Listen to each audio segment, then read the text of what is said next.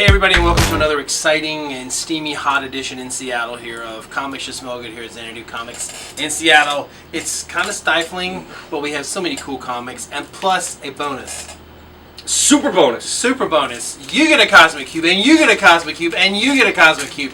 Yes, I'm channeling someone very famous for giving away things. Most importantly, we get Cosmic We get Cubes. Cosmic Cubes. See, a lot of see Cosmic what he Cubes. gets? This is like I get this one. the small one, kind of the runoff. See how it is? We But get the pureness. I'm going to tell you how you get your Cosmic Cube. It's with Secret Empire number 6.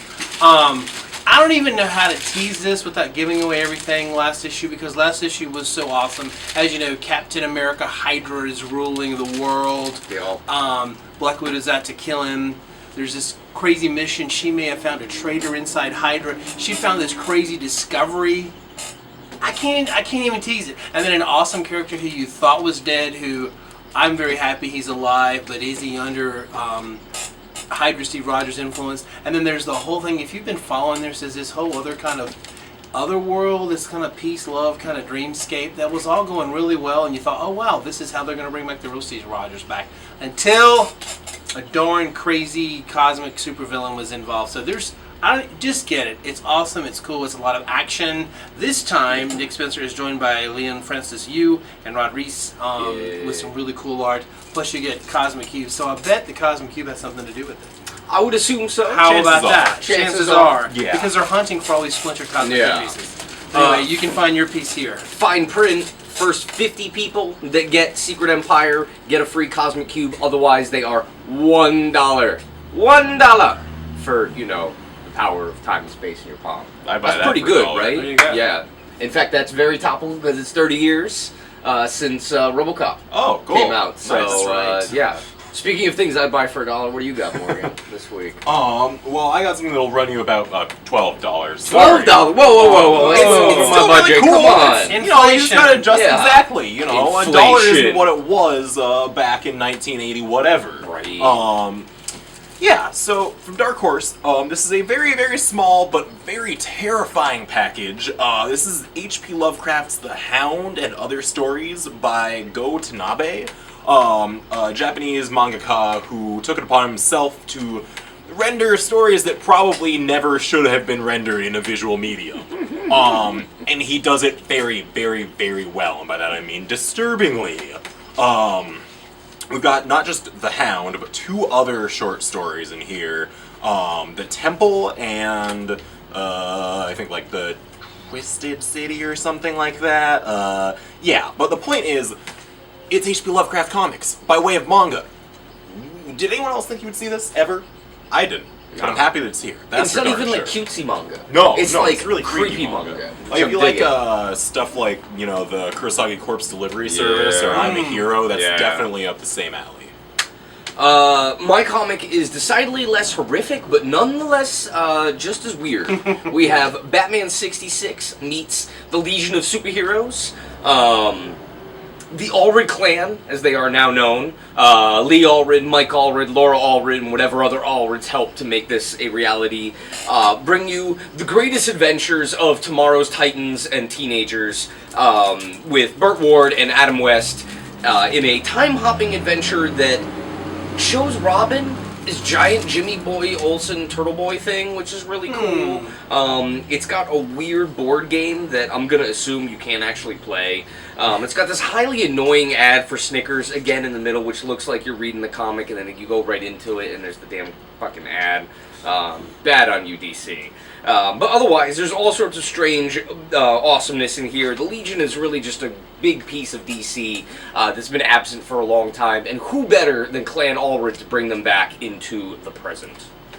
In defense of that ad, I can turn into Gorilla Grodd sometimes when I'm hungry. But do you really want a Snickers? And technically they're bringing them into the past. I want a Batman big, giant, 66. full-course meal. Right. Well, I guess they are kind of bringing. If you're Grodd hungry, you want a big meal. But I digress because I'm so excited. If you know me, if you follow this, if you know anything about me, you know that I'm obsessed with the X-Men. It was the very first comic book I ever had, and I will always love that no matter what happens, I will give every X-Men book a try. This one is a no-brainer. It's easy. Number one, Jim Chung is doing the art. That's one of my all-time favorite artists. And Charles Soule is taking over. This is the new who knows what a flagship book is anymore, but it's a brand new, it's the biggest X-Men book. I mean, look at this cast. Look at the cast. What's cool is a bunch of badass X-Men, all with kind of a dark histories and some love triangles in between them. But the biggest thing is, this isn't a spoiler because it's already been kind of out there, but the Shadow King was the big villain of the Legion series, and now the Shadow King is making his big presence. He's a great villain. In many ways, he's the villain that pretty much inspired Charles Xavier to found the X-Men, not Magneto, as they would say, or Magneto, whatever. Not Lucifer, the weird alien no, guy who Lucifer, crushed his the spine? weird alien, no. I'm pretty sure there's like 5 different villains. Yeah, exactly. right, there are. Exactly. Yeah. But I digress. But Shadow King, he strikes. Telepaths are being attacked all over the world, and it's going to have impact all over the world. So, I mean, this is Charles Soule, and he's got just an A-list group of artists coming up to tell this story. So look for lots of astral plane action. I'm so excited that Rogue is back with the team. I love Mystique. I actually have, when you walk into my room, my condo, I have a Mystique by Jim Chung autographed. Ooh, That's yeah. my prized Comic-Con possession of all time. So there you are. So I'm just going to go be alone with my X-Men, Astonishing X-Men, a little while and let you move on. Oh, gross. Marvel, though, actually. For the... I shouldn't say return, because this book has been coming out steadily monthly, but the return of good art to my favorite team book, Ultimate Squared. Ooh, Travel Foreman has come back to the book after their brief aside with Secret Empire. Yeah. This is dealing with the ongoing sort of Eternity War plot that Al Ewing is building throughout all of his books, but more specifically with the entrance of the High Evolutionary into the picture. There are many, many, many cosmic factions of war here, and now there's another one, a decidedly purple one. Galactus isn't purple anymore, so we gotta get a purple quotient. You got because purple means evil. You gotta get that evil quota.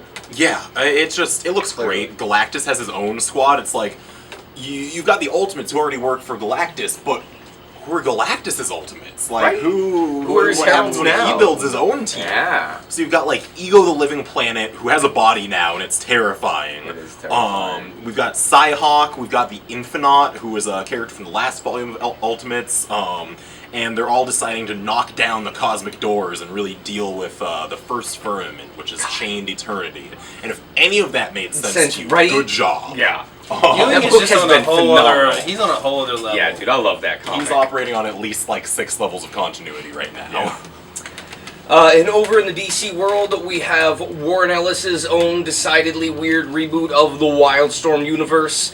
This is the end of the first arc in which we get to see Henry Bendix half naked. I mean, he's really wrinkly. I mean, yeah, he's just a nasty person that you don't want to cross. Sounds like a Warren Ellis comic. Yeah, this is like Warren Ellis incarnate if he was a person, would be Henry Bendix. He's this angry, really scrawny dude who hangs out in space and yells at people on Earth. They can't hear him, but he yells really loudly, and his highly paid assistant has to be paid extra to listen to it. Yeah. But yeah, Michael Cray, the world's greatest assassin, has been diagnosed with cancer, and he must take one last job, which of course goes against his moral fiber that he now realizes that he has after he's killed like 1,500 people, and since he's gonna die, he now has a conscience. What happens with that? Well, the corporation don't like that. So he kind of goes against corporation, and things fall, and it is the end of the first arc of this 4-arc book. I'm very excited. Now, when you say 1,500, do you mean like 1,500 or 1,000 people and then a half of a person? He's killed pieces of people. Okay. Yeah, he's taken away pieces. Just check. They got that weird alien technology shit. I don't know what's going down, but it's weird. My next pick is Lazarus X plus 66. Lazarus is my favorite. Lazarus is my favorite Image book. It's my favorite non-superhero book. This is Greg Rucka and Michael Lark series set in a kind of a world. Talk about corporations and powerful families who rule everything. Which, I wonder what's going on with that in this world today. But anyway, it's kind of like Hunger Games, but grittier and darker. And so basically, the great heroine, is Forever Carlyle. But this kind of tells you the whole world building of all that, of how these 16 families rose to rule the earth, to carve it up for themselves, and this kind of takes you back into some of the history of that world. This is a 6-part series, kind of in between the current series while they're between arcs, because Greg Rucka has so many freaking books and so many awesome books. We just want them all, but he's joined by Steve Lieber on some of the art on these stories, but it also takes, if you're like one of the lowly people in this new world, you can rise up. And it kind of tells one of their stories and how you become the daggers. They're kind of like the Navy SEALs of this world who work for some of the powerful families. So a lot of cool stories set in this world. So we have the volumes if you want to come get the volumes to catch up, but this is, and if you're a fan of the series, this kind of takes you into some of the other characters and other aspects of this really awesome dystopia that's kind of based in Seattle. The main family is rules from Seattle. Cool. Their section that they've done. So there you go, some nice Pacific Northwest ties in this sci-fi book. Yeah, my next book here, I just wanted to give a quick plug to this book because it has been a surprise hit, and apparently if that many people are buying it, there must be something that they're doing right. Yeah? But we have the second issue of Clue here, of all things, a board game adaptation. Now that's something I don't think I've ever seen before in comics. This might be groundbreaking. That's why it's selling. Yeah. It's a first. Totally. It's very nostalgic. You know, if you're really loving the game or the movie. Or the movie. It was a great movie. Yeah, there is the movie. They're hitting that board game community though, and a great untapped demographic. And they're actually doing it pretty well. Paul Allor and Nelson Daniel, who's done a lot of work around IDW for a while. I think he did a bit of Judge Dredd that looked really great. Yeah. He's got some cool halftone stuff going on. But this seems to be a really nicely modernized take on Clue, which is one of the strangest sentences I've said. I know. I was gonna say the fact that you're talking about it's a little weird, but cool. What? So I'm usurping the X-Men man because my '90s X-Men heart is beating so loudly that it overtook Will's slightly slower, larger, older heart. 80s? Yeah, '80s X-Men heart. Try 70s. Late 70s. Yeah, right. And I bring you X-Men Gold, number 8, Secret Empire tie-in by Mark Guggenheim and Ken Lashley, who is really killing it on this book. Ken Lashley is rocking the new 90s, big pinup, really cool looking, minimal background thing that works super well with the X-Men. And bringing back the Executioner, that's right, don't laugh, Will, up there with Marrow and Maggot as one of the coolest X-Men characters. We have the Executioner, alright, who... now he is. I mean, they've made him awesome. Yeah, which made him look really cool. And I don't even really like Mark Guggenheim, but this stuff's pretty good. And you've got Kitty Pryde in here looking all badass with ninja swords. I mean, you know the way to my heart. So, along with Astonishing X-Men this week, it is a good double shot for X-Men fans who need a little snicked in their life. My final pick is Batman. This is an interlude in the War of Jokes and Riddles. If you're just joining us, this is a tale. You know, Batman is engaged to Catwoman, and in their bedroom abode, they're naked in there too, and he is confessing this dark tale from earlier in the DC Rebirth era when no one can make the Joker laugh, and when the Joker can't laugh, he kills even more people than he normally kills. Really? And there's a war between the Joker and the Riddler, and then all different alliances are going to be pulled into it, all the other different villains. But of course, Batman does something that may have gone him too far, and it may even cost him. Even Selena Kyle may walk away from Batman when he confesses what he did during the War of Jokes and Riddles. This is a great interlude issue. I'm loving what Tom King is doing with this character, and Michael Shannon is the artist on this arc. How's Catwoman gonna walk away? Didn't she like confess to covering up the murders of like 150 people? Yeah, but when Like Batman 300 hides, people? like... I don't know, it was a lot of people. I mean, after the stuff in Dark Days, though, I mean, Batman's kind of gotten over on He her. is kind of... Yeah, he is. Yeah, I mean, we're not even going to get into that, but it's like Amanda Waller level atrocity. Pretty going down much. here. Yeah, Amanda's like, damn. Yeah, right? Like, man, I'm taking notes. Hold on. You're good. Yeah, right?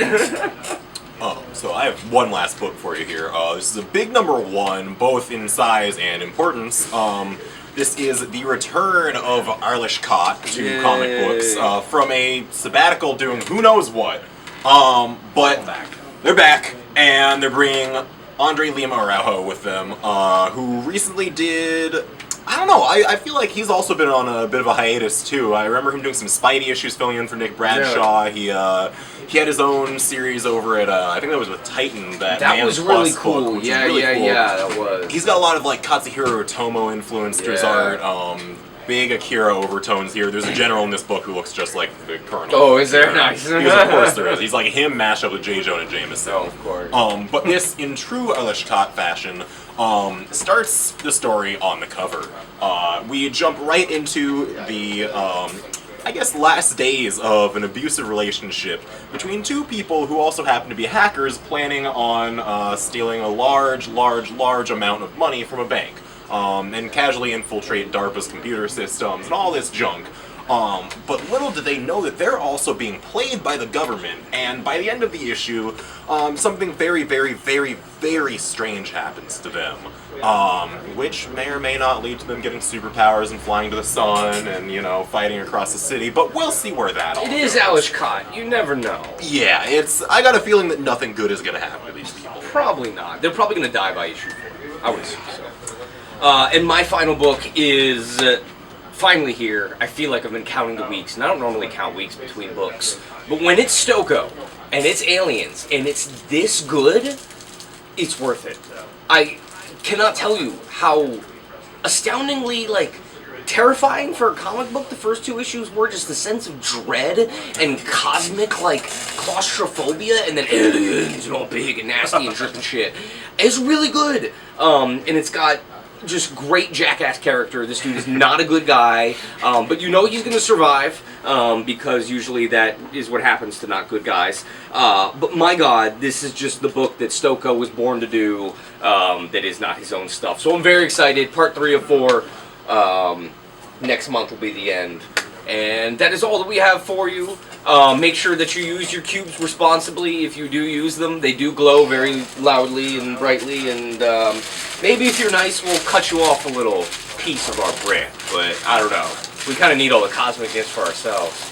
They really do smell good. Yeah. All right. See you guys. Bye.